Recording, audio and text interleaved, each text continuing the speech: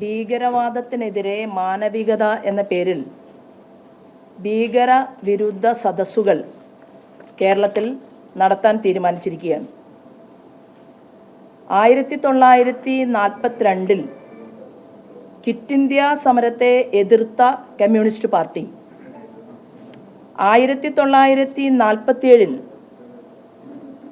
പാകിസ്ഥാൻ വിഭജനത്തിനോടൊപ്പം നിന്ന communist party 1962 Indo China യുദ്ധത്തിൽ ചൈനയ്ക്കൊപ്പം നിന്ന കമ്മ്യൂണിസ്റ്റ് പാർട്ടി 2001 നമ്മുടെ എല്ലാവരുടെയും ഹൃദയത്തിന് തുല്യമായ എല്ലാ ജനപ്രതിനിധികളുടെയും ഇരിപ്പിടമായിട്ടുള്ള പാർലമെന്റ് സമുച്ചയം തകർക്കാൻ തീരുമാനമെടുത്ത് വന്ന കൊടും ഭീകരൻ അഫ്സൽ ഗുരുവിനെ നീതിന്യായ കോടതി തൂക്കിക്കൊന്നപ്പോൾ അത് തെറ്റായിപ്പോയി എന്ന് പറഞ്ഞ മാർക്സിസ്റ്റ് പാർട്ടി, എത്രയോ ചെറുപ്പക്കാരെ ഭീകരതയിലേക്ക് നയിച്ച മദനിയെ ശംഖുമുഖം കടപ്പുറത്ത് ബിഗ് സല്യൂട്ട് കൊടുത്ത് സ്വീകരിച്ച പിണറായി വിജയൻ്റെ മാർക്സിസ്റ്റ് പാർട്ടി, നമ്മുടെ രാജ്യത്ത് ആരൊക്കെ ജീവിക്കുന്നുണ്ടെന്നും അവർക്ക് കൃത്യമായിട്ടുള്ള രേഖകൾ ഉണ്ടാകണമെന്നും തീരുമാനമെടുത്തുകൊണ്ട് നമ്മുടെ ഗവൺമെൻറ് പൗരത്വ നിയമം മുന്നോട്ട് വെച്ചപ്പോൾ ആ പൗരത്വ നിയമത്തെ എതിർത്ത മാർക്സിസ്റ്റ് പാർട്ടി എത്രയോ കാലമായി രാജ്യം ആഗ്രഹിച്ച ഒരു രാജ്യത്ത് 2 ഭരണകൂടം പാടില്ലെന്ന കാശ്മീരിലെ 370 വകുപ്പിനെ എടുത്തു കളയണമെന്ന് തീരുമാനിച്ച തീരുമാനത്തിനെതിരെ നിലകൊണ്ട മാർക്സിസ്റ്റ് പാർട്ടി പഹൽഗാമിൽ രാജ്യത്തെ നടുക്കിയ ഭീകരവാദികളുടെ കൊടും ക്രൂരത കണ്ടതിനു ശേഷം ആർട്ടിക്കിൾ 370 എടുത്തു കളഞ്ഞതിൻ്റെ വേദനയിലാണ് പഹൽഗാം ആക്രമണമുണ്ടായത് എന്ന് പറഞ്ഞ മാർക്സിസ്റ്റ് പാർട്ടിയുടെ MA ബേബിയെ കണ്ട കേരളവും മാർക്സിസ്റ്റ് പാർട്ടിയുടെ പ്രവർത്തകരും. എന്ത് യോഗ്യതയാണ് മാർക്സിസ്റ്റ് പാർട്ടിക്ക് ഈ ഭീകര വിരുദ്ധ സദസ്സ് നടത്താൻ, ഈ മാനവികതയുടെ പേരിൽ നടത്താൻ ഉള്ളതെന്ന് ഗോവിന്ദൻ മാഷ് വ്യക്തമാക്കണം എന്ന് ഞങ്ങൾക്കൊരു അഭിപ്രായമുണ്ട്. പഹൽഗാമിൽ വീരമൃത്യു വരിച്ച ആദിലിൻ്റെ മയ്യത്ത് നിസ്കാരത്തിന് കാശ്മീരിൻ്റെ മുഖ്യമന്ത്രി ഒമർ അബ്ദുള്ളയാണ് നേതൃത്വം കൊടുത്തത്. മഹാരാഷ്ട്രയിൽ, അതുപോലെ തന്നെ കർണാടകയിൽ, ഗുജറാത്തിൽ, ബംഗാളിൽ, വിവിധങ്ങളായിട്ടുള്ള സംസ്ഥാനങ്ങളിൽ അവരുടെ ഭൗതിക ശരീരം ഏറ്റുവാങ്ങാനും അവരുടെ മരണാനന്തര ചടങ്ങുകൾക്കും ആ കുടുംബത്തോടൊപ്പം നേതൃത്വം കൊടുക്കാനും വിവിധ സംസ്ഥാനങ്ങളിലെ മുഖ്യമന്ത്രിമാർ നേരിട്ടെത്തിയപ്പോൾ കേരളത്തിൻ്റെ മുഖ്യമന്ത്രി പിണറായി വിജയൻ മാത്രം മരണമടഞ്ഞ സ്വർഗീയനായിട്ടുള്ള രാമചന്ദ്രൻ്റെ വീട്ടിൽ എത്തിയില്ല എന്നുള്ളത് ഭീകരതയെ ഞാൻ ഹൃദയത്തിൽ സൂക്ഷിച്ചിട്ടുണ്ട് എന്ന് സൂചിപ്പിച്ചുകൊണ്ടായിരുന്നു എന്നുള്ളതും ഗോവിന്ദൻ മാഷ് മനസ്സിലാക്കണം. പാർട്ടി യോഗങ്ങളിൽ ഹെലികോപ്റ്ററിൽ പറക്കുന്ന മുഖ്യമന്ത്രിക്ക് എറണാകുളം വരെ എത്താൻ സാധിക്കാതെ പോയത് മുഖ്യമന്ത്രിക്ക് വീട് സന്ദർശിക്കാൻ താല്പര്യമില്ല എന്നതിൻ്റെ സൂചനയാണ്. അവസാനം ജനരോഷം പൊട്ടിപ്പുറപ്പെട്ടതിന് ശേഷമാണ് കേരളത്തിൻ്റെ മുഖ്യമന്ത്രി ആ കുടുംബത്തിലേക്ക് എത്തിയത് എന്നുള്ളതും ഈ സാംസ്കാരിക കേരളം കണ്ടതാണ്. കാശ്മീര്, കർണാടക, ഗുജറാത്ത്, ഒറീസ ഉൾപ്പെടെ എല്ലാ സംസ്ഥാനങ്ങളും പഹൽഗാമിൽ വീരമൃത്യു വരിച്ചവർക്ക് ധനസഹായം പ്രഖ്യാപിച്ചിട്ടും കേരളത്തിൻ്റെ മുഖ്യമന്ത്രി അനങ്ങാപ്പാറ നയം സ്വീകരിച്ചുകൊണ്ടാണ് ഈ നിമിഷം വരെ തുടരുന്നത്. കോൺഗ്രസിൻ്റെ കൂടെയുള്ള ഭീകരവാദ സംഘടനകളെ മത്സരിച്ച് കോൺഗ്രസിനേക്കാൾ കൂടുതൽ നിങ്ങൾക്ക് ഞാൻ സംരക്ഷണം തരും എന്നുള്ള സൂചന നൽകിക്കൊണ്ടാണ് കേരളത്തിൻ്റെ മുഖ്യമന്ത്രി മുന്നോട്ട് പോകുന്നത്. പ്രതിപക്ഷ നേതാവ് ശ്രീമാൻ വി.ഡി. സതീശൻ പഹൽഗാം ആക്രമണത്തിന് പുറകിൽ ഇന്ത്യക്കാരാണോ പാകിസ്ഥാൻകാരാണോ എന്ന് അന്വേഷിക്കണമെന്നാണ് സതീശൻ്റെ ആദ്യത്തെ സ്റ്റേറ്റ്മെൻറ്റ് കേരളത്തിൽ പുറത്തു വന്നത്. ഭീകരശക്തികളുടെ ഒരച്ചുതണ്ട് UDF-നകത്ത് ശ്രീമാൻ സതീശൻ സൃഷ്ടിച്ചിട്ടുണ്ട്. ആ അച്ചുതണ്ട് കളം മാറി ചവിട്ടുമോ എന്നുള്ള ഭയപ്പാടിലാണ് കോൺഗ്രസിൻ്റെ ദേശീയ നേതൃത്വത്തിൻ്റെ മര്യാദ പോലും കാണിക്കാതെ കേരളത്തിൽ പ്രതിപക്ഷ നേതാവ് വി.ഡി. സതീശൻ ഇത്തരമൊരു നിരുത്തരവാദപരമായിട്ടുള്ള സ്റ്റേറ്റ്മെൻറ്റുമായിട്ട് മുന്നോട്ട് വന്നിട്ടുള്ളത്. MA ബേബിയെയും ഗോവിന്ദൻ മാഷിനെയും പിണറായി വിജയനെയും കടത്തിവെട്ടുന്ന നിലപാടെടുത്തുകൊണ്ട് ശ്രീമാൻ വി.ഡി. സതീശൻ ഭീകരവാദികൾക്ക് സന്ധി ചെയ്തുകൊണ്ട് മുന്നോട്ട് പോവുകയാണ്. നോക്കൂ, കോൺഗ്രസിൻ്റെ ഒരു ഹാൻഡിൽ, കോൺഗ്രസിൻ്റെ സമൂഹ മാധ്യമ ഹാൻഡിൽ, അതിൻ്റെ ഒരു ചെറിയ കോപ്പി ഞാൻ ഇവിടെ കാണിക്കുകയാണ്. ഈ ഹാൻഡിലിൽ പോസ്റ്റ് ചെയ്ത വിഷയം അത് ഷെയർ ചെയ്തിട്ടുള്ളത് പാകിസ്ഥാൻ്റെ മുൻ മന്ത്രിയാണ്. അപ്പോൾ കോൺഗ്രസിൻ്റെ നിലപാടുകൾ പാകിസ്ഥാൻ അനുകൂലമായിട്ടാണോ ശ്രീമാൻ വി.ഡി. സതീശൻ സൃഷ്ടിക്കുന്നത് എന്നുകൂടി മാധ്യമങ്ങൾ പരിശോധിക്കുന്നത് നല്ലതായിരിക്കും എന്നുകൂടി ഞാൻ പറയാൻ ആഗ്രഹിക്കുകയാണ്. അതിനോടൊപ്പം ഇത് നാടിനെ സംബന്ധിക്കുന്ന കാര്യമാണ്. എന്നെ വ്യക്തിപരമായിട്ട് ഒരു വ്യക്തി എന്നുള്ള ഒരു പൗര എന്നുള്ള രീതിയിൽ എൻ്റെ വീടിൻ്റെ ഗേറ്റിന് മുന്നിൽ ഉഗ്രമായിട്ടുള്ള ശബ്ദത്തിൽ ഒരു സ്ഫോടനമുണ്ടായതിന് ശേഷം ഞാൻ വീടിൻ്റെ വാതിൽ തുറന്ന് പുറത്തു ചെല്ലുകയും എൻ്റെ നേരെ മുന്നിലുള്ള വീട്ടുകാരും ഇടതും ആ വീടിന് ഇടതുഭാഗത്തുമുള്ള, എൻ്റെ വീടിൻ്റെ ഇടതുഭാഗത്തും മുൻവശത്തുള്ള വീടിൻ്റെ ഇടതുഭാഗത്തുമുള്ള വീട്ടുകാരും എല്ലാവരും ഓടിയിറങ്ങി അവർ പുറത്തേക്ക്, ഈ വലിയ ശബ്ദം കേട്ട് പുറത്തേക്ക് വരികയും 10:45 ഈ സംഭവം നടന്നതിന് ശേഷം ഞാൻ ചിന്തിച്ചതാണ്, ഇത് വലിയ ഏതെങ്കിലും അപകടമായിരിക്കുമോ, എന്താണ് രാത്രി എല്ലാവരും ഉറങ്ങുന്ന സമയത്ത് ഇത്ര വലിയ ഒരു ശബ്ദത്തിൽ സ്ഫോടനമുണ്ടായത് എന്ന് ഞാൻ ചിന്തിച്ചത് എന്നിലുള്ള സമൂഹത്തോടുള്ള പ്രതിബദ്ധതയാണ്. എൻ്റെ തൊട്ടടുത്ത വീടുമായി ഞാൻ സംസാരിക്കുന്നതിന് തൊട്ടു മുമ്പ് അതിന് സാക്ഷികളുണ്ടായി. ഞാൻ പാർട്ടിയുടെ ജില്ലാ പ്രസിഡന്റിനെ വിളിച്ച് വിവരം പറഞ്ഞത് ഇങ്ങനെ ഒരു സ്ഫോടന ശബ്ദം കേട്ടു, ഞാൻ പുറത്തിറങ്ങി ചുറ്റുഭാഗത്തുമുള്ള വീടുകളിലേക്ക് ഞാൻ പോവുകയാണ്. കാരണം ഞാൻ അനുവാദം ചോദിച്ചുകൊണ്ട് പറഞ്ഞുകൊണ്ടാണ് ഞാൻ പോകുന്നത്. ഞാൻ 3 വർഷമായിട്ട് താമസിക്കുന്ന ആ പ്രദേശത്ത് എന്ത് സംഭവം ഉണ്ടായാലും അത് DYFIക്കാർ അവിടെ പൂരം നടത്തുന്നുണ്ട്. BJPയിൽ പ്രവർത്തിക്കുന്ന ആളുകളും നാട്ടുകാരും എല്ലാവരും ചേർന്ന് അവിടെ കാവടി നടത്തുന്നുണ്ട്. തൊട്ടപ്പുറത്തൊരു ക്ഷേത്രമുണ്ട്. എല്ലാ കാര്യങ്ങളിലും സഹകരിക്കുന്ന, നാട്ടിൽ കക്ഷി രാഷ്ട്രീയത്തിന് അതീതമായിട്ട് പെരുമാറുന്ന ഒരു വ്യക്തിയാണ് ഞാൻ. അത് കഴിഞ്ഞ 3 വർഷവും ഞാൻ അവിടെ ഉള്ള സമയത്ത് വാടക വീടാണ്, ഞാനത് നിലനിർത്തിയിട്ടുണ്ട്. അപ്പോൾ പുറത്തിറങ്ങിയ സമയത്ത് എൻ്റെ വീടിൻ്റെ തൊട്ടു മുന്നിലുള്ള അവിടുത്തെ ഭാര്യയും ഭർത്താവും അവർ പറഞ്ഞത് ഉഗ്രമായ ശബ്ദത്തിലാണ് സ്ഫോടനമുണ്ടായത്. അപ്പോൾ ഉഗ്രമായ ശബ്ദത്തിൽ സ്ഫോടനമുണ്ടായി എന്നും തൊട്ടടുത്ത് ഒഴിഞ്ഞു കിടക്കുന്ന പറമ്പിൽ നിന്നാണ് ഈ സ്ഫോടനമുണ്ടായത് എന്നും അവർ പറയുകയും അവരോടൊപ്പം അവരുടെ മകൻ ആ വീടിനകത്ത് ഇരുന്നു കൊണ്ട് അവനും ഭയപ്പാട് അഭിനയിക്കുകയും ചെയ്തു. അത് ഞാൻ അവിടെ നിന്ന് തിരിച്ചു പോന്നു.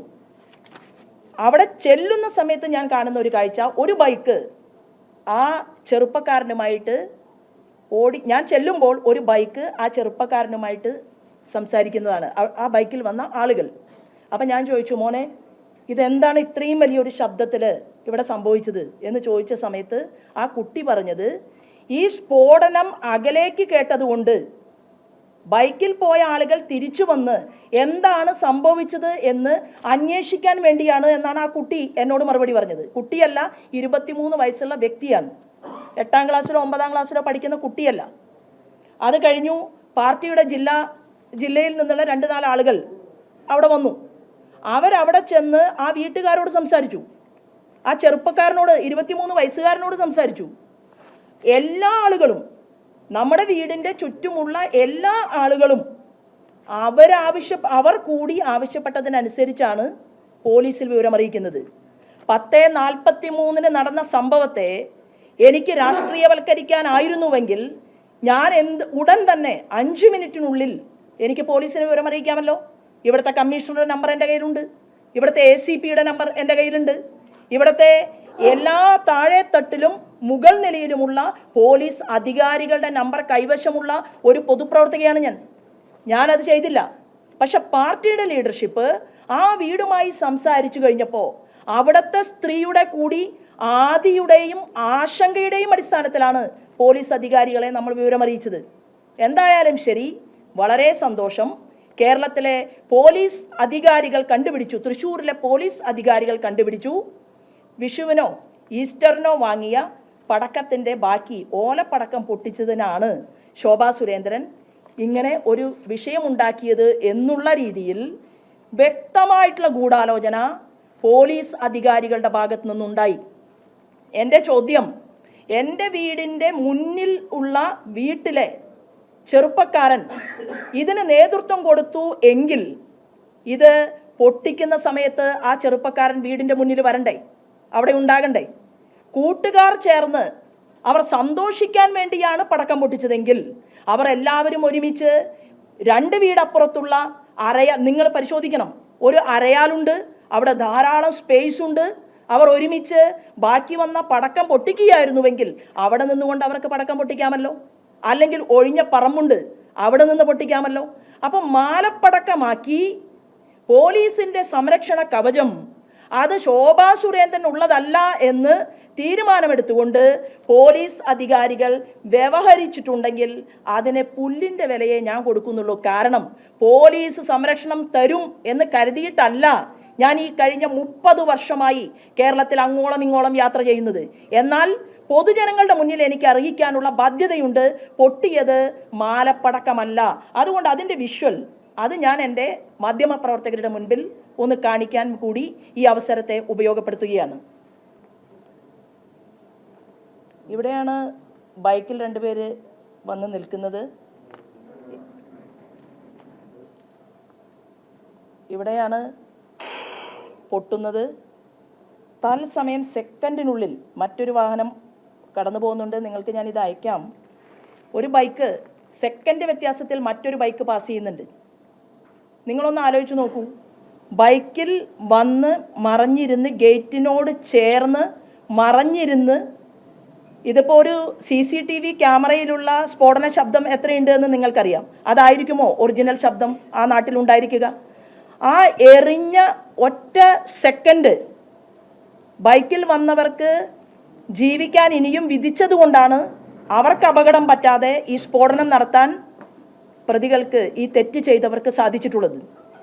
ഇത്രയും ഒരു സബ്ജക്റ്റ് ഉണ്ടായിട്ട് അത് ചെറുപ്പക്കാർ മാലപ്പടക്കം ഒരുമിച്ചിരുന്ന് പൊട്ടിച്ച് കളിച്ചതാണ് എന്ന് കേരളത്തിലെ തൃശ്ശൂരിലെ പോലീസ് അധികാരികൾ കണ്ടെത്തിയിട്ടുണ്ടെങ്കിൽ അതിനൊരു താമ്രപത്രം നൽകാൻ ഞാൻ ഈ അവസരത്തിൽ ആഗ്രഹിക്കുകയാണ്. ആ മാലപ്പടക്കത്തിൻ്റെ കഥ അവിടെ നിൽക്കട്ടെ, എൻ്റെ വിഷയവും അവിടെ നിൽക്കട്ടെ. ഞാൻ എന്താണെങ്കിലും ഈ ഒരു വിഷയവുമായി ബന്ധപ്പെട്ടുകൊണ്ട് എൻ്റെ സബ്ജക്റ്റ് എന്നതിലുപരി, അല്ലെങ്കിൽ ഞങ്ങളുടെ പാർട്ടി പ്രവർത്തകരുടെ സബ്ജക്റ്റ് എന്നതിലുപരി ഞങ്ങളിതിൽ ഇടപെട്ടിട്ടുള്ളത് ആ നാട്ടുകാരുടെ കൂടി ആഗ്രഹപ്രകാരമാണ്, ആവശ്യപ്രകാരമാണ്. ബാക്കി കാര്യങ്ങളെക്കുറിച്ച് ഞാൻ നേരത്തെ സംസാരിച്ച എൻ്റെ പോയിന്റുകളിൽ എന്തെങ്കിലും ചോദിക്കാനുണ്ടെങ്കിൽ. പടക്കം സാധാരണ ബൈക്കിൽ ഓടിപ്പോകുന്ന, ബൈക്ക് ഓടിച്ചു പോകുന്നവരാണോ പടക്കം പൊട്ടിച്ച് വലിച്ചെറിയുക? അത് നിങ്ങളാണ് കണ്ടെത്തേണ്ടത്. അല്ല, നിങ്ങളാണ് കണ്ടെത്തേണ്ടത്. എനിക്ക് ആ വിഷയത്തിൽ ഇനി കൂടുതലൊന്നും വിവരിക്കാനില്ല. അതായത് മാധ്യമ സുഹൃത്തുക്കൾക്ക് ഇതൊരു നിസ്സാര കാര്യമാണെന്ന് നിങ്ങൾക്ക് തോന്നുന്നുണ്ടെങ്കിൽ അതങ്ങനെ. പോലീസിന്, ഞാൻ പറയട്ടെ, പോലീസിന് അതൊരു സാധാരണ സംഭവമായിട്ടാണ് തോന്നുന്നതെങ്കിൽ അതങ്ങനെ. പക്ഷേ കേരളത്തിലെ പൊതുസമൂഹത്തിൻ്റെ മുന്നിൽ ശോഭാ സുരേന്ദ്രനെ ട്രോളാൻ വേണ്ടിയിട്ടിരിക്കുന്ന ആളുകളോട് എനിക്ക് പറയാനുള്ളത്, ടോൾ സമരത്തിൽ പോയി അടികൊണ്ട് തല പൊട്ടി ആശുപത്രിയിൽ കിടക്കുമ്പോഴും മുൻനിരയിൽ നിന്ന് എൻ്റെ സഹപ്രവർത്തകന്മാരുടെ തല പൊട്ടി പൊളിക്കുമ്പോൾ, ആ വിഷ്വല് ഞാൻ വേണമെങ്കിൽ പിന്നീട് തരാം, ഇപ്പം എൻ്റെ കയ്യിലില്ല, അപ്പോഴും കുഷ്യനിൽ തലകറങ്ങി വീണ മാർക്സിസ്റ്റ് പാർട്ടിയുടെ നേതാക്കന്മാരെ പോലെ ചോരയൊലിക്കുമ്പോഴും റോഡിൽ തലകറങ്ങി വീഴാനോ അല്ലെങ്കിൽ അപ്സെറ്റായിട്ട് അഭിനയിക്കാനോ ഒന്നും എൻ്റെ പൊതുജീവിതത്തിൽ ഞാൻ ഈ നിമിഷം വരെ തയ്യാറായിട്ടില്ല എന്നുകൂടി സൂചിപ്പിക്കാൻ ഞാൻ ഈ അവസരത്തെ ഉപയോഗപ്പെടുത്തുകയാണ്. അപ്പം പാർട്ടിയെ ഇകഴ്ത്തി കാണിക്കാൻ, എന്നെ ഇകഴ്ത്തി കാണിക്കാനാണ് പോലീസ് ഇത്തരത്തിലുള്ള ഒരു ഗൂഢാലോചക ശക്തിയുമായിട്ട് ചേർന്ന് നിൽക്കുന്നതെങ്കിൽ അത് അന്യായമാണ് എന്ന് മാത്രമേ ഉള്ളൂ. ഞാൻ കേസ്, പോലീസ് എന്നോട് പറഞ്ഞിട്ടില്ല, എനിക്കൊരു നോട്ടീസും തന്നിട്ടില്ല കേസ് അവസാനിപ്പിച്ചു എന്ന് പറഞ്ഞുകൊണ്ട്. അപ്പോൾ തീർച്ചയായിട്ടും ബാക്കി അത് ഞാൻ കോടതിയിൽ പോകണോ, വ്യക്തിപരമായിട്ട് അന്യായം കൊടുക്കണോ, ഇതൊക്കെ കേസൊക്കെ നടത്താനും എൻ്റെ വെർഷൻ ക്ലിയർ ചെയ്യാനും ഒക്കെ സാധിച്ചിട്ടുള്ള ഒരാളാണ്. കഴിഞ്ഞ ദിവസം, ഇന്നലെയാണ്, വർഷങ്ങളോളം കേസ് നടത്തിയിട്ടാണ് ഞാൻ ഒരു കേസിൽ എന്നെ കോടതി വെറുതെ വിട്ടത്. അത് എന്തിനു വേണ്ടിയിട്ടാണ്? എൻ്റെ പ്രസംഗത്തിൽ കോടിയേരി ബാലകൃഷ്ണനെതിരെ സ്വർഗീയനായിട്ടുള്ള, അതായത് ഞങ്ങളുടെ സങ്കല്പപ്രകാരം ചെയ്ത കാര്യങ്ങൾ വെച്ചല്ല, ഞങ്ങളുടെ സങ്കല്പപ്രകാരം കോടിയേരി ബാലകൃഷ്ണനെതിരെ ഞാൻ പ്രസംഗിച്ചു എന്ന് പറഞ്ഞുകൊണ്ട് ആ കേസ് നടത്തി. മലപ്പുറത്ത് ഗ്രീൻ വാലിയിലേക്ക് മാർച്ച് നടത്തുമ്പോൾ എൻ്റെ പ്രവർത്തകരോടൊപ്പം മുൻനിരയിൽ നിന്ന് വർഷങ്ങളോളം കേസ് നടത്തി. അവസാനം ഇപ്പോൾ കേന്ദ്ര ഗവൺമെൻറ്റും NIA-യും കണ്ടെത്തി അവിടെ തീവ്രവാദ പരിശീലനത്തിൻ്റെ ഹബ്ബായിരുന്നു. അത് ഗവൺമെൻറ് പൂട്ടിക്കെട്ടി.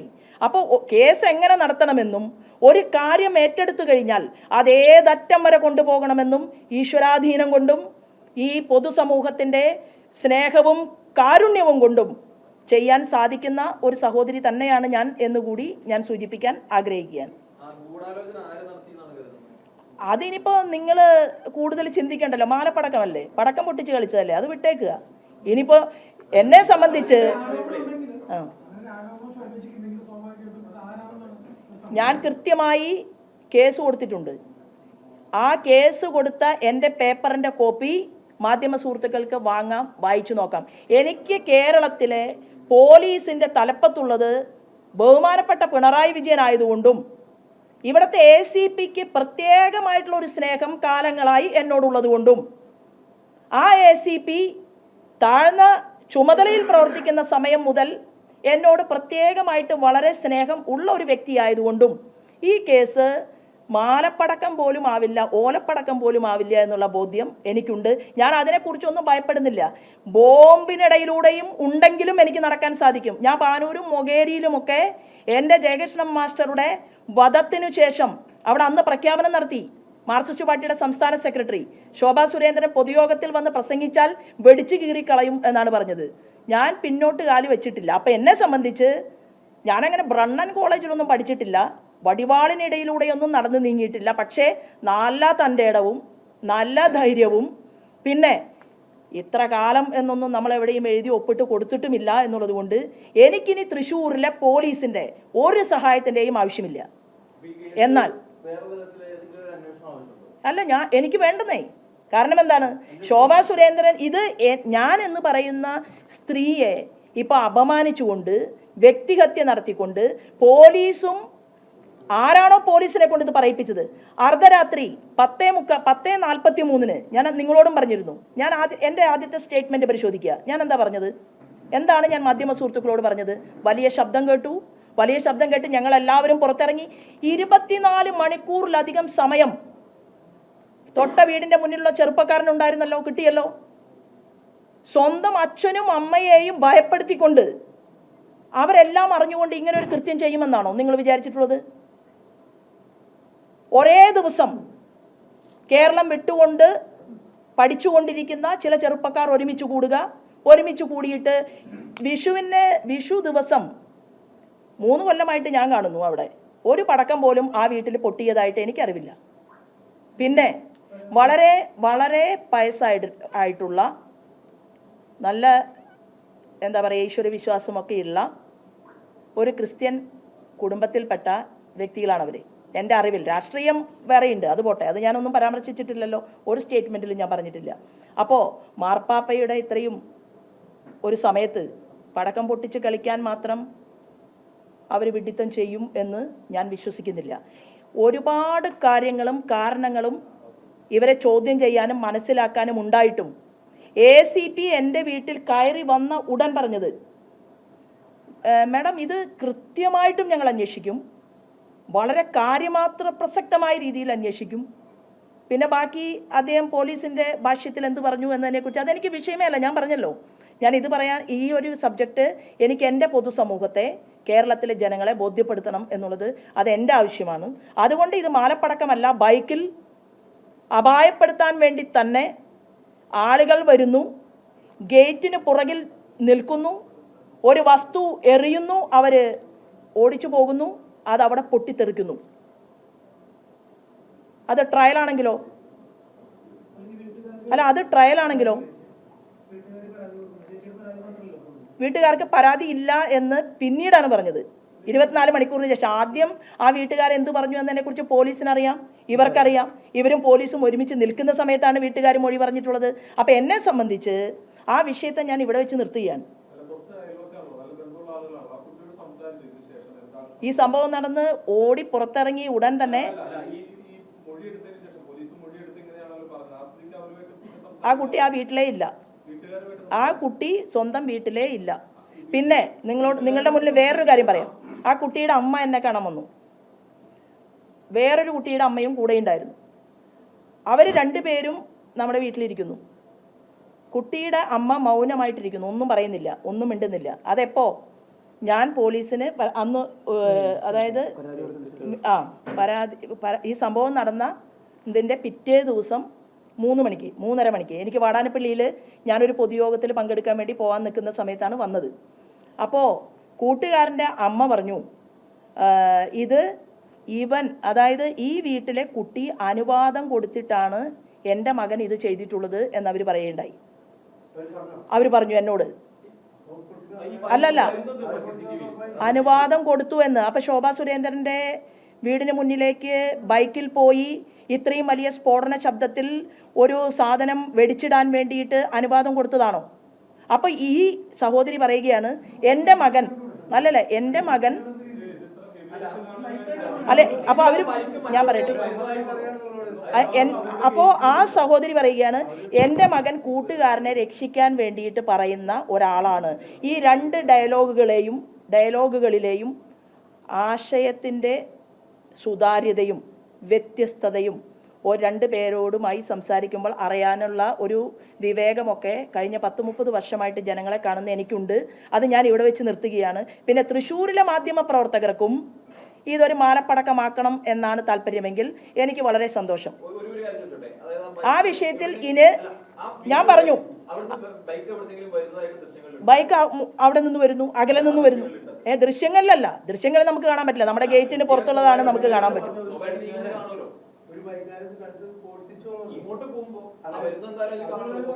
അല്ല, കാണിച്ചല്ലോ ഞാൻ. അതെ, തിരിച്ചു വരുന്നതായിട്ടുള്ള ദൃശ്യം.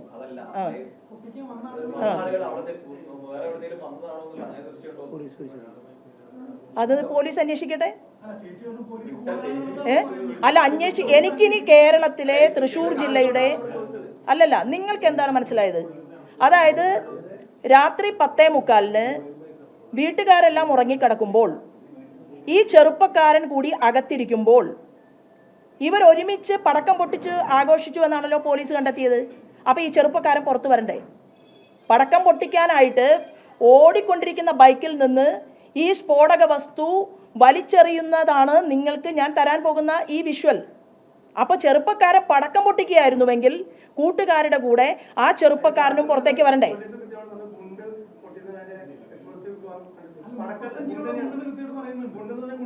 അപ്പൊ ഇങ്ങനെയാണോ? അപ്പൊ ഇനി മുതൽ കേരളത്തിൽ ഈസ്റ്ററിനും വിഷുവിനും ഓണത്തിനുമൊക്കെ ആരുടെ വീടിന്റെ മുന്നിലേക്കും ഗുണ്ടെറിഞ്ഞ് രാത്രിയിൽ ഭീഷണിപ്പെടുത്താമെന്നാണോ ഓടിക്കൊണ്ടിരിക്കുന്ന ബൈക്കിൽ? നിങ്ങൾ ലേറ്റ് ആക്കി എടുത്താൽ മതി. നിങ്ങൾ, അതായത് നിങ്ങൾക്കാണ് ഇതിൽ വ്യക്തി താല്പര്യമുള്ള ഏത് ചാനലാണെന്ന് എനിക്കറിയില്ല. അത് നിങ്ങൾ ലൈറ്റായിട്ടും അല്ല, നിങ്ങൾ ലൈറ്റായിട്ടോ ഇത് നോക്കൂ, നിങ്ങൾ 10 തവണ ചോദിച്ചാലും ഇത് ലളിതമായിട്ടോ കഠിനമായിട്ടോ എടുക്കണം എന്നുള്ളത് എങ്ങനെ, എന്താണ്, അല്ല എന്താണിത് സംഭവിച്ചത്, എന്താണ് ബൈക്കിൽ നിന്ന് അല്ല മിസ്റ്റർ ശോഭാ സുരേന്ദ്രന് നാട്ടിൽ പബ്ലിസിറ്റി ആയത് ഞാൻ 13 വയസ്സ് മുതൽ കേരളത്തിലെ ജനങ്ങൾക്കിടയിൽ പൊതുപ്രവർത്തനം നടത്തിയിട്ടാണ്. ഇനി ശോഭാ സുരേന്ദ്രന് ഇപ്പോൾ ഒരു സ്ഫോടക വസ്തുവിൻ്റെ പേരിൽ പബ്ലിസിറ്റി ആകേണ്ട ഒരാവശ്യവുമില്ല. എന്നെ അറിയാത്ത ഒരമ്മയും ഒരു സഹോദരനും ഈ കേരളത്തിലില്ല.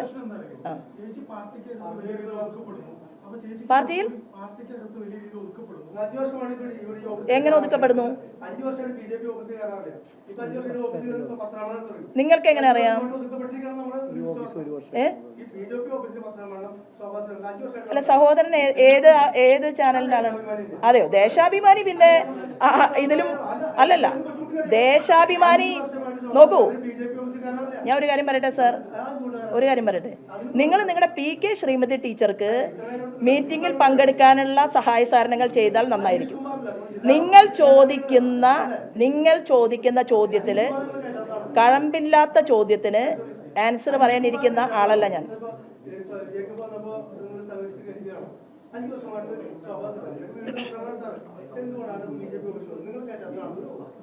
ഞാൻ എൻ്റെ വീട്ടിൽ പത്രസമ്മേളനം ഇനിയും വിളിക്കും, നാളെയും വിളിക്കും, ഞാൻ വിളിച്ചിട്ടുമുണ്ട്.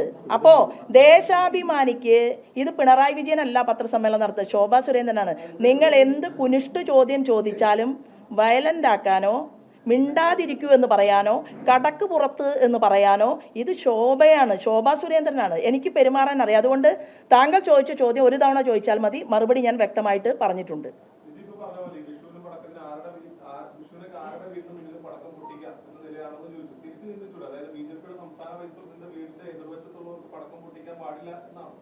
അപ്പൊ എതിർവശത്തുള്ള വീട്ടിലാണ് ചോദ്യം കഴിഞ്ഞാൽ ഉത്തരം പറയണ്ടേ സാർ? അല്ലേ, ചോദ്യം കഴിഞ്ഞാൽ ഉത്തരം പറയാനുള്ള സാവകാശം തരിക. ഇത് നിങ്ങൾക്ക് ഞാൻ വിഷ്വൽ കാണിച്ചു. ഈ വിഷ്വൽ എല്ലാവരുടെ മൊബൈലിലേക്കും നിങ്ങൾക്ക് ഇപ്പം ഇറങ്ങി വന്ന് ഞാൻ എല്ലാവരെയും ഒന്നുകൂടി കാണിക്കും. അപ്പോൾ ശോഭാ സുരേന്ദ്രൻ്റെ എന്നുള്ളതല്ല, നാട്ടിൽ 10:43 ബൈക്കിൽ വന്ന് ഇത്തരമൊരു സാഹചര്യം സ്ഫോടനം സൃഷ്ടിച്ച് ജനങ്ങളെ ഭയപ്പെടുത്താൻ ഒരാൾക്കും അധികാരം കൊടുത്തിട്ടില്ല. നിങ്ങൾക്കത് ശരിയാണ് എന്ന് തോന്നുന്നുവെങ്കിൽ 2 എണ്ണം വീടിൻ്റെ മുന്നിൽ എറിയാൻ ആരോടെങ്കിലും പറഞ്ഞാൽ മതി.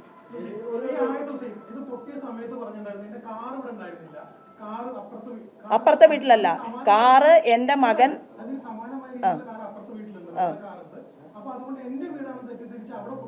അതെ, അങ്ങനെയാണല്ലോ നമ്മൾ കരുതിയത്. അതെ,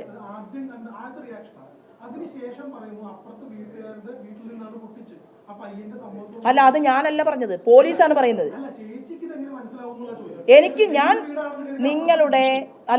ഞാൻ ഒരു സംഭവം ഉണ്ടാകുന്ന സമയത്ത് അവിടെ നാട്ടുകാരെല്ലാവരും ഓടിക്കൂടുന്നു. അപ്പം ഞാൻ കരുതിയത് എന്താണ്, എൻ്റെ വീടിൻ്റെ തൊട്ട് മുന്നിൽ നടന്ന ഒരു സംഭവം അല്ലേ, ആ സംഭവത്തിൽ അവിടെയും ഒരു വെളുത്ത കാറുണ്ട്, എൻ്റെ വീട്ടിലും ഒരു വെളുത്ത കാറുണ്ട്. 2 നില വീടാണ്, അതും എൻ്റെയും 2 നില വീടാണ്. അപ്പം ഞാൻ എന്താ മാധ്യമ സുഹൃത്തുക്കൾ ചോദിച്ചപ്പോൾ പറഞ്ഞത്, ഞാൻ ആര് ചെയ്തു എന്ന് പറഞ്ഞില്ലല്ലോ. ഞാൻ പറഞ്ഞത് എൻ്റെ കാറ് പുറത്തു പോയത് അറിയാതെ. കാരണം എന്താണ്, എൻ്റെ ഓപ്പോസിറ്റ് വീടിനകത്ത് ഇങ്ങനെ ഒരു സംഭവം ഉണ്ട് എന്ന് ഞാൻ കരുതുന്നതേ ഇല്ല, എനിക്കറിയില്ല. ഇങ്ങനെ ഒരു സംഭവം ഉണ്ടെന്നോ ഇങ്ങനെ ഒരു കാര്യം നടക്കുന്നുണ്ടെന്നോ എനിക്കറിയില്ല. നിങ്ങളെപ്പോലെ തന്നെ ഞാൻ ആ നാട്ടിലെ മുഴുവൻ ആളുകളുടെയും ആവശ്യാർത്ഥമാണ് പോലീസിനെ വിളിച്ചത്, എൻ്റെ വ്യക്തിപരമായ കാര്യത്തിനല്ല വിളിച്ചത്. അപ്പോൾ നിജസ്ഥിതി പുറത്തു കൊണ്ടുവരണം എന്ന് ഞാൻ പറഞ്ഞു. ഇപ്പം ഞാൻ എന്താ പറഞ്ഞത്, ഞാൻ പത്രസമ്മേളനം നടത്തിക്കൊണ്ട് പറഞ്ഞത് ACPക്കുള്ള താമ്രപത്രം ഞാൻ മാനസികമായി പത്രസമ്മേളനത്തിലൂടെ കൊടുക്കുകയാണ് എന്നാണ് പറഞ്ഞത്. ബാക്കിയെല്ലാം നിങ്ങൾ പറഞ്ഞാൽ മതി. ഇതൊന്നും എനിക്കൊരു വിഷയമേ അല്ല. കണ്ണൂരിനേക്കാൾ മേലെയൊന്നും ഇല്ലല്ലോ തൃശ്ശൂര്. അല്ല, ഈ വിഷയത്തിൽ പോലീസ് എന്താണ് സ്റ്റാൻഡ് എടുക്കുന്നത് എന്നതിനെക്കുറിച്ചും, കേസ് കെട്ടിപ്പൂട്ടുകയാണെങ്കിൽ എനിക്ക് നോട്ടീസ് തരണമല്ലോ. ഇതുവരെ നോട്ടീസ് തന്നിട്ടില്ല. അപ്പോൾ ആലോചിക്കാം. ഞാൻ നേരത്തെ പറഞ്ഞ കാര്യങ്ങളിൽ നിങ്ങൾക്ക് എന്തെങ്കിലും ചോദ്യങ്ങൾ ഉണ്ടെങ്കിൽ അതിന് മറുപടി പറഞ്ഞ് എനിക്ക് ആ അല്ല, കമ്മീഷണറുടെ ഒരു സ്റ്റേറ്റ്മെൻറ്റ് ഞാൻ കണ്ടത് ഇത് അന്വേഷണം തുടരുമെന്നാണ്. അതും മാധ്യമത്തിലൂടെയുള്ള അറിവാണ്. ഒരു പത്രമാധ്യമത്തിൽ ഞാൻ കണ്ടു ഈ കേസ് അന്വേഷണം നിർത്തിയിട്ടില്ല എന്നുള്ള സൂചിപ്പിക്കുന്ന ഒരു വരി ഞാനൊരു പ്രമുഖമായിട്ടുള്ള പത്രത്തിൽ വായിച്ചു. അത് ശരിയാണെങ്കിൽ അപ്പോൾ തീർച്ചയായിട്ടും അദ്ദേഹത്തിൻ്റെ ഭാഗത്തു നിന്നും നമ്മളുമായിട്ടൊരു സംവദിക്കലുണ്ടാകും എന്നാണ് ഞാൻ കരുതുന്നത്. അല്ല, ഇപ്പം KT ജയകൃഷ്ണൻ മാസ്റ്റർ ക്ലാസ് മുറിയിൽ കൊലപ്പെടുന്നതിന് മുൻപ് അവിടെ എന്തായിരുന്നു അതിനവർ സാഹചര്യം ക്രിയേറ്റ് ചെയ്തത് എന്ന് മാധ്യമ സുഹൃത്തുക്കൾക്ക് എല്ലാവർക്കും അറിയാമല്ലോ. ഇതിപ്പോൾ ദുർബലമാണെങ്കിലും ശക്തമാണെങ്കിലും എന്നെ ഏത് രീതിയിലാണ് ഈ ഒരു വിഷയവുമായി ബന്ധപ്പെട്ടുകൊണ്ട് ക്ലബ്ബ് ചെയ്യാൻ തീരുമാനിച്ചിട്ടുള്ളതെങ്കിലും ഇതിൻ്റെ പിറകിൽ എന്തെങ്കിലും ഉണ്ടോ എന്ന് പോലീസ് പരിശോധിക്കാൻ തയ്യാറല്ലെങ്കിലും എനിക്കത് വിഷയമല്ല എന്നാണ് ഞാൻ പറഞ്ഞത്. ഞാൻ ഈ പൊതുസമൂഹത്തിൽ എന്താണോ ഉദ്ദേശിച്ചവരുടെ മനസ്സിലുള്ളത്, അവരുടെ പിറകിൽ ആരെങ്കിലും ഉണ്ടോ, എനിക്കത് വിഷയമേ അല്ല. ഞാൻ എൻ്റെ ജോലിയുമായിട്ട് മുന്നോട്ട് പോകും. ഞാൻ മാധ്യമ സുഹൃത്തുക്കളോട് പറഞ്ഞിരുന്നു, ഞാൻ ഉച്ചയ്ക്ക് ശേഷം സംഘപരിവാറിൻ്റെ മത്സ്യപ്രവർത്തക സംഘത്തിൻ്റെ പരിപാടിയിലാണ് ഞാൻ പങ്കെടുത്തിട്ടുള്ളത്. ആ പങ്കെടുത്തു. എൻ്റെ പണികളെല്ലാം അന്ന് മുതൽ ഞാൻ ഇപ്പോഴും തുടർന്നുകൊണ്ടിരിക്കുന്നുണ്ട്. ഇത് നമുക്ക് സഖാവ് EP ജയരാജനെ പോലെ ബോംബ് കൈകാര്യം ചെയ്ത പരിചയമൊന്നും എനിക്കില്ല. അപ്പോൾ ബോംബ് എങ്ങനെയായിരിക്കും? ബോംബിൽ ടെക്നോളജിയും PhDയും ഒക്കെ എടുത്ത ആളാണ് ശ്രീമാൻ EP ജയരാജൻ. അപ്പോൾ അതുകൊണ്ട് അതിനെക്കുറിച്ച് എനിക്ക് മറ്റൊന്നും പറയാനില്ല. പിന്നെ അദ്ദേഹത്തിൻ്റെ സ്റ്റേറ്റ്മെൻറ്റുകളൊക്കെ കേരളത്തിൽ അങ്ങനെയാണ്. പരിപ്പോടയും കട്ടൻ ചായയും പുസ്തകം എഴുതി മുഴുവൻ തയ്യാറാക്കി പബ്ലിഷ് ചെയ്യണമെന്ന് പറഞ്ഞു കൊടുത്ത പ്രസാധക സംഘത്തെ വരെ കള്ളന്മാരാക്കി ചിത്രീകരിച്ച ഒരാളാണ്. അപ്പോൾ അതിനേക്കാൾ കൂടുതലായിട്ട് ആ വിഷയത്തിൽ എനിക്കൊന്നും പറയാനില്ല. പക്ഷെ ഞാൻ നിങ്ങളോട് ചോദിക്കുന്നത്, എൻ്റെ വീടിന് മുന്നിൽ ഒരു അത്യാഹിതമുണ്ടായാൽ സഖാവ് EP ജയരാജനോട്, കണ്ണൂരിൽ ഉള്ള EP ജയരാജനോട് ഇത് എന്താണ് എന്ന് ചോദിക്കുന്നതിലെ സാങ്കത്യം വല്ല മെഷീനും ഉണ്ടോ EP ജയരാജൻ്റെ കയ്യിൽ? എന്താണ് പൈപ്പ് ബോംബും കുഴി ബോംബും ഒക്കെ പരിശോധിക്കാനുള്ള എന്തെങ്കിലും പ്രത്യേക സാങ്കേതിക വിദ്യ EP ജയരാജൻ്റെ വീട്ടിൽ ഒരുപക്ഷെ ഉണ്ടായിരിക്കും. അതുകൊണ്ടാവും അവിടെ ഇരുന്ന് പരിശോധിച്ച് പറഞ്ഞത് വിഷു അല്ലേ, അതിൻ്റെ ഏതെങ്കിലും പടക്കമായിരിക്കും എന്ന് പറയാൻ കാരണം എന്ന് ഞാൻ കരുതുന്നു.